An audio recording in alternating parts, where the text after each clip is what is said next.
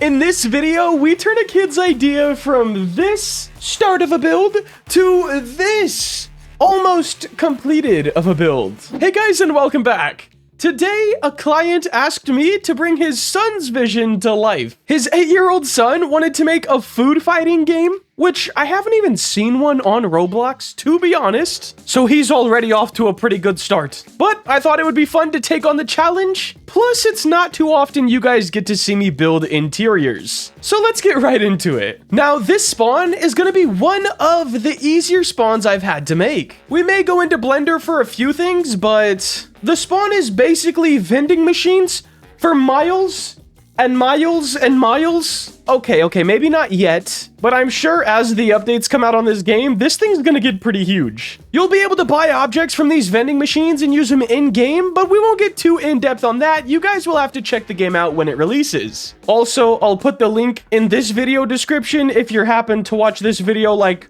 maybe 2 months from now or something. The spawn is about 90% done, with only studio stuff and a couple things for my asset pack. But I need to make a vending machine and a candy dispenser, and that's gonna make this spawn really stand out. Before we place our assets into the spawn, make sure to drop a like on this video, guys. It really does let me know you're liking the videos, and it lets YouTube know, hey, maybe we could promote this guy just a little bit, you know? So drop a like for me, guys. Really would appreciate it. But guys, it is time to hop back into studio. Let's get these vending machines colored and placed. Luckily for us, we already blocked everything out, right? All we have to do is replace these gray blocks with these vending machines, and then the spawn is done. But that does not mean we are done with this build. Let's send it over and ask what he thinks about it. So far, just the lobby. I just sent it over to the client, and he said his kids absolutely love it. So that's beautiful to hear, like absolutely beautiful. And that means we just have to live up to that amount of hype for the cafeteria build. Now, starting a build is always where I have the most trouble.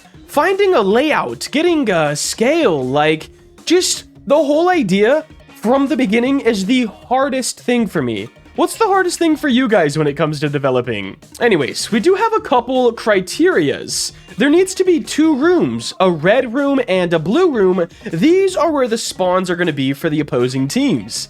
And they also want 3 levels of elevation inside of this cafeteria. That should be pretty fun. Honestly, it's looking pretty decent. Now, I know what you guys might be thinking. Mr. Row Builder, it's empty. There's literally nothing in there. It's just a floor. And yes, it is empty, and yes, you are right. I was asked to keep this empty and then just make a pretty big asset pack so the client and his son could fill in the cafeteria. This is so cool to me for 2 reasons. Number 1, it's enabling the kid to still have an awesome map and letting him build in it, which all in all, it is his game. So it's really cool that he's going to be able to build in it as well. And number 2, I'm sorry, Mr. Client, it's a little less work for me, so I can't be mad at that. Now, guys, with this asset pack, we have vending machines, candy machines, tables, chairs, other tables, other chairs, benches, food splatters, a big cafeteria counter thing. Yes, we have quite a bit of stuff. And I think that wraps this build up. Let's go ask the client how he feels about it and just hope his kid likes it. All right, the client likes it, but it's a little late and his kids are asleep, I'd imagine. He said, wait till they see this, they're gonna flip. So hey, I'm gonna take his word for it. Kids literally doing backflips in their room right now as we speak. Maybe front flips, whatever fits their fancy. But that is gonna wrap up today's video. At least the main part. Guys, our daily section of answering fan questions. Let's go. Barry Tracing, and they said, what has or is your favorite game you've worked on? And guys, this, I could say so many things, right? I could say building the maps for Russo's game, because not only did that sort of put me in a little bit of a spotlight for just a little bit of time, it also was a pretty decent payday, which is always nice. Or I could say the game we made for LG Electronics, which was an insane payday. But I can't say pay always makes things super fun and enjoyable. In fact, the LG commission might be the worst one I've ever done. However, my favorite game I've ever worked on, this may come as a shock, Slingshot Simulator, guys. This was my first game that I was genuinely proud of, and it was like not even that great looking back on it, but I do remember the gameplay being pretty satisfying. It was the first game I hired a sound effects designer to make custom sound effects for. It was the first game I put thousands, I think it was 60,000 Robux just for the sound effects, which is absolutely insane. But at the time, I didn't know any better. Selfie Sim. Oh wait, not Selfie Sim. Hold on, that's another game. Let's chill. Slingshot Simulator. It was so good, man. It had a crispy admin panel. You could do so much crazy stuff. We did trolling, we did admin pets, we did crazy stuff with YouTubers. It was just a great time.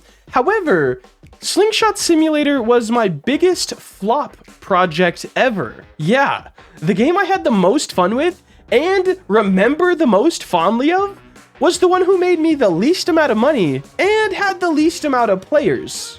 However, it was a great time, and I may or may not be down to remake that game after we finish Selfie Simulator Remake and the Dream Game, and the solo game that I've been working on, which is done, but I'm waiting to release the video to release the game, and you know. But honestly, Slingshot Simulator, I gotta give it the crown, man. Our next question and last question is from Insurge3904, and they say, why did you opt for a career as a builder in Roblox rather than pursuing other skills? I don't overly know. I know when I first got into Roblox and YouTube, home life was absolutely horrible.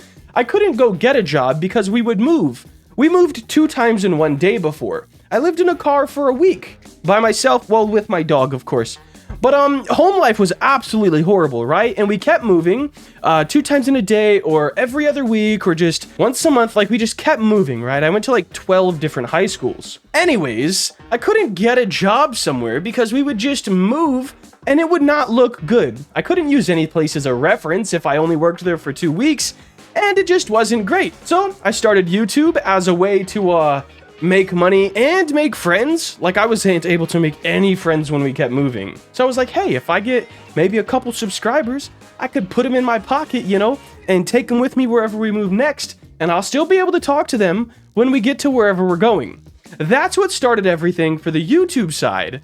Game development, I used to have a simulator YouTube channel where I just played simulators, and I wanted to make one.